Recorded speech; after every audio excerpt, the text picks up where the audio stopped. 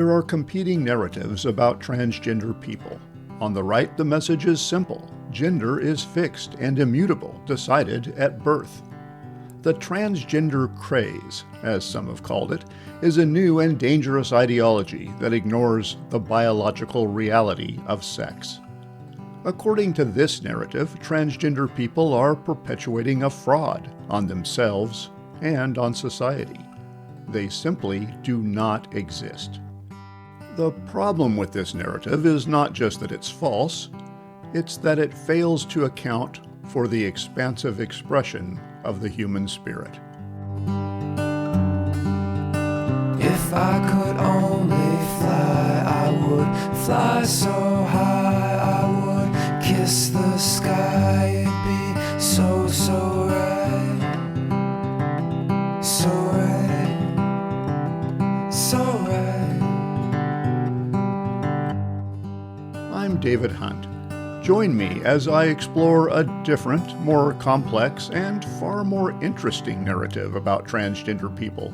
A narrative that's taken 8 years and nearly 800 pages to express.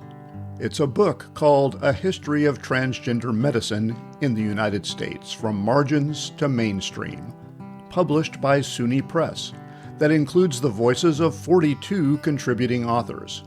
It's edited by Carolyn Wolfe Gould, Dallas Denny, Kyan Lynch, and my guest for this program, Jamison Green.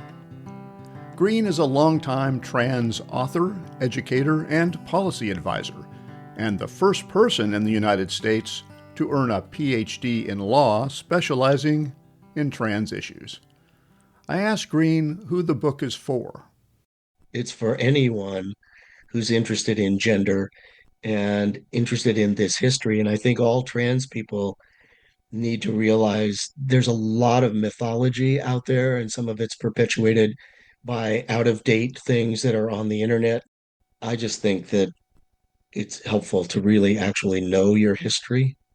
And I think that there are a lot of young people these days who are desperate to know that there is a history for them, that they have ancestors. The stories of many of those ancestors are told in the book's 21 chapters. In Chapter 5, Trudy Jackson, a member of the Navajo Nation, recounts the history of gender diversity among America's indigenous communities. Jackson, who describes herself as a proud Diné, two-spirit transgender woman of color, writes that her history has been largely neglected by scholars. Neither colonial histories nor contemporary queer theories accurately reflect my experience of race, nation, sexuality, or gender, she says. It's a challenge that's confronted trans people in the United States for generations, the challenge of visibility, of being seen and heard, of having a voice, not just in how their stories are told, but in how their lives and identities are shaped and defined by the medical profession. It hasn't been an easy journey, but it's been part of the American experience for far longer than most people know. Jamison Green explains. The first known trans person in the United States to be medically treated would be Alan Hart, who was an MD himself. He was born and raised in Oregon and went to medical school at the University of Oregon and at Stanford, and transitioned by way of basically asking for a hysterectomy. And he used a eugenics-based argument for that. He said, I am so extremely inverted, which is the way people described homosexuality in that time. I'm so much of an invert that it would be better if I don't reproduce. So please give me a hysterectomy. And he was successful at that. And 1917, he had a hysterectomy. And from that day forward, he lived completely as a man. While Hart was making history in the United States, the emerging field of sexology had its roots across the Atlantic in Germany, where physician Magnus Hirschfeld, a gay man, performed some of the world's first gender-affirming surgeries in the early 20th century. he was the one who started to really look at the difference between straight, gay, lesbian, trans, and the whole purpose for what he was doing. And he had a more nuanced understanding than the typical cis straight person. He was trying to help people be comfortable in their bodies and exist in society.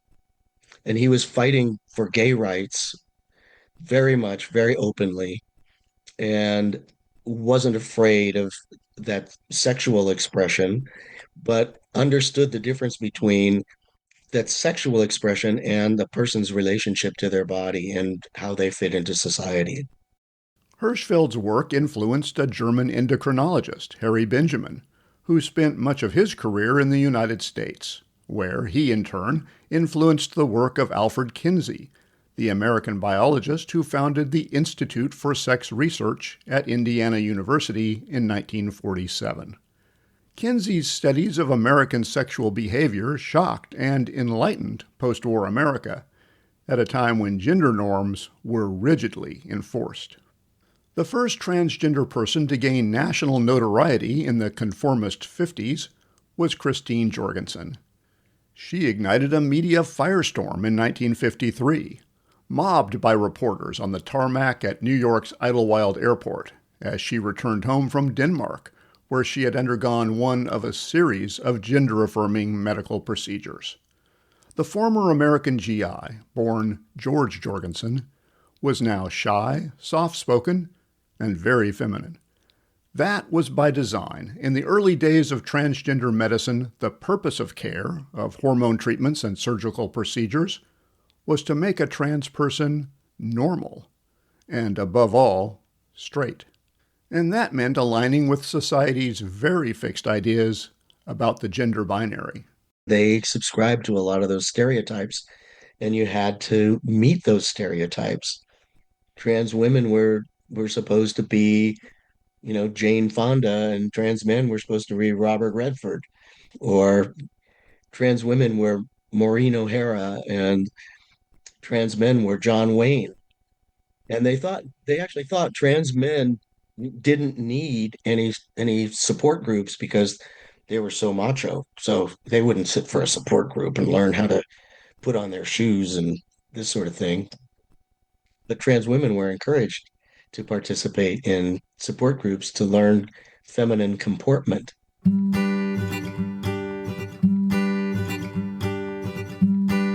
Whoever said that's so impossible? That's not supposed to go there. Doesn't know me well, 'cause I know that today holds more. Yeah, so much more. So much more. Yeah, so much more. You're listening to This Way Out, the International LGBTQ Radio Magazine. I'm David Hunt, continuing my conversation with Jamison Green, one of the authors and editors of a new book, A History of Transgender Medicine in the United States. In the post-war America of the 1950s and 60s, transgender people were, in the eyes of the medical establishment, suffering from an illness of the mind. It was thought of as a mental illness because people could not understand how a man might feel like a woman. That must be, they must be crazy. The stereotypes were so rigidly driven and so supported by spiritual teachings and by the categories that the medical establishment had created and taught over and over and over again. And it took pretty special individuals meeting trans individuals and realizing this person is not mentally ill. So what is this? And that's really how the medical establishment became interested. More and more people realized that trans people were not ill finding each other and sharing their experience and their research with each other. A growing grassroots movement began to take shape across the U.S. in the 1970s and 80s, fostering communities of transgender people, eager to connect with and support each other. Pioneers included Lou Sullivan, founder of an FTM, female-to-male, support group in the San Francisco Bay Area, and Steve Dane, a California high school teacher who was fired after undergoing gender-affirming surgery in 1975. I asked Green to talk about the growing visibility of trans people, especially trans men, in this era. It turns out he was well acquainted with both Sullivan and Dane, and not just from his work as an academic researcher. I was subscribing to a little newsletter from Atlanta, Georgia, called The Transsexual Voice. It was published by a trans woman who was pretty conscious about the fact that trans men existed and did include content that was pertained to trans men. And I saw a little ad in there. It said, information for the female to male cross-dresser and transsexual. Send $5 to L. Sullivan, P.O. Box, blah, blah, San Francisco. I thought, why do I have to find this in Atlanta? And when it's in my backyard. What is this about? And I sent my $5. And because I was local, Lou wrote back to me, sent the booklet, which was very informative. And then he wrote that, we're starting to have some meetings and every 3 months. And if you are interested in coming, give me a call, because he screened everybody who came to the groups in those days. And then, so we became friends because we were both writers and interested in history and all that kind of jazz. And the reason that I went to the meeting that I went to was because he told me that Steve Dane was going to be the speaker. Steve and I were neighbors, only we didn't know each other. We actually grew up pretty close to each other, went to a lot of the same schools, had a lot of the same teachers. We were 11, I think 11 years apart. So our paths didn't cross until I sought him out in the 1980s to ask questions about transition, because I was pretty sure that's what I needed to do, but I was pretty scared. I was very timid about it. Lou Sullivan, who died of AIDS complications in 1991, was a pioneer in two respects. He was both comfortably transmasculine and comfortably gay. He challenged a long-standing practice in the medical community of denying gender-affirming care to gay and bisexual people. Lou identified as a gay man and felt himself to be a gay man from the get-go. Never was really attracted to girls when he was in a female body. Never thought of himself as a lesbian. Knew about the gay community, knew lesbians, but was only attracted to men.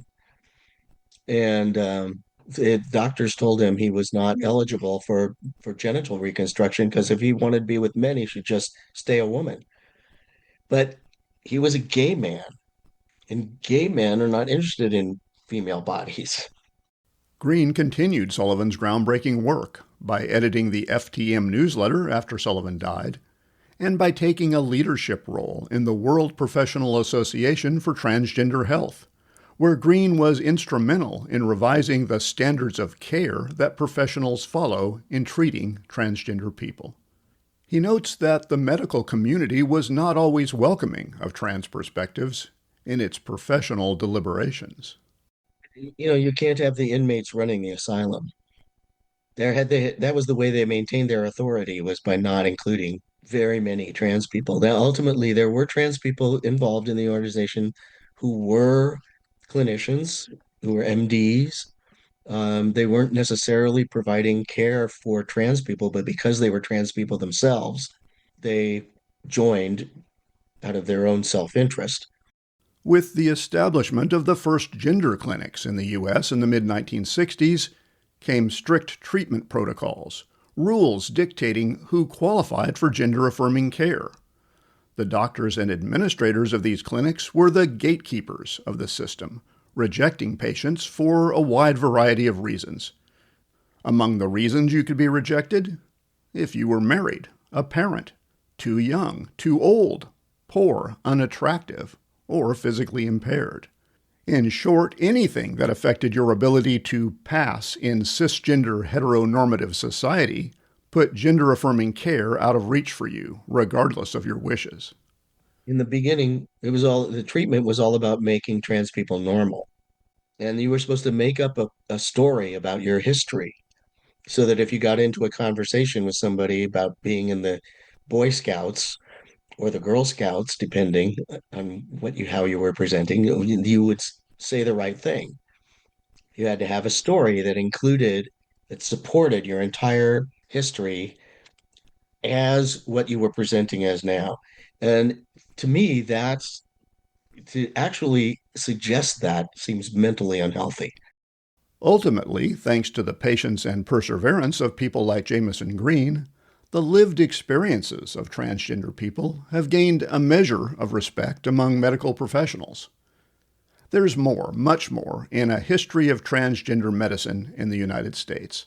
There's a look at transgender veterans and the Veterans Health Administration, a dive into the history of trans-focused psychiatry and psychology, and chapters on research ethics, the biological underpinnings of gender identity, the history of voice and communication interventions, and the treatment of gender-diverse children.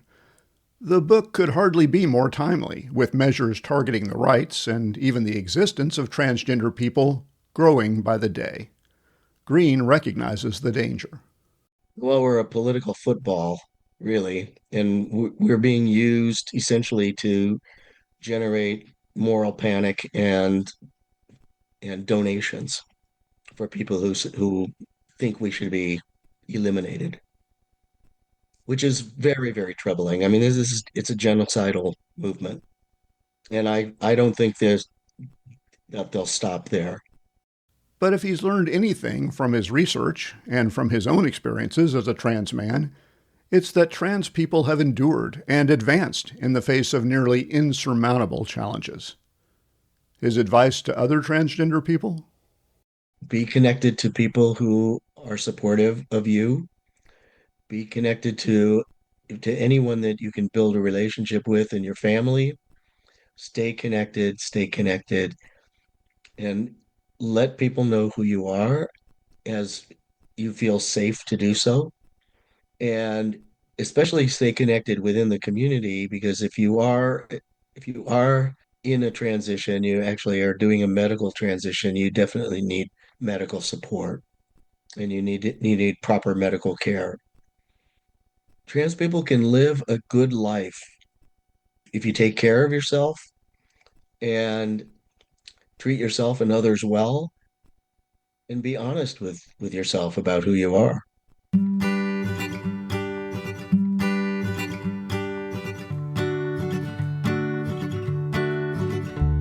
I'd like to thank Jamison Green for speaking with me for this program. Green is one of the editors and authors of A History of Transgender Medicine in the United States, From Margins to Mainstream, published by SUNY Press. Find the book online at SUNY Press, SUNY Press.edu. For This Way Out, I'm David Hunt. And I know that there's days I'll reinvent. And I know that you're waiting. I know that you want so much more.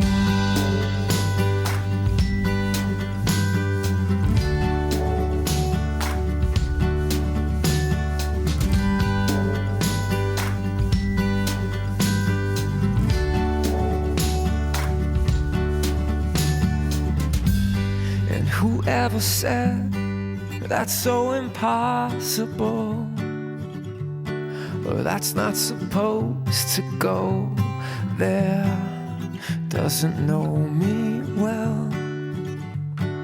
'Cause I know that today holds more, yeah, so much more.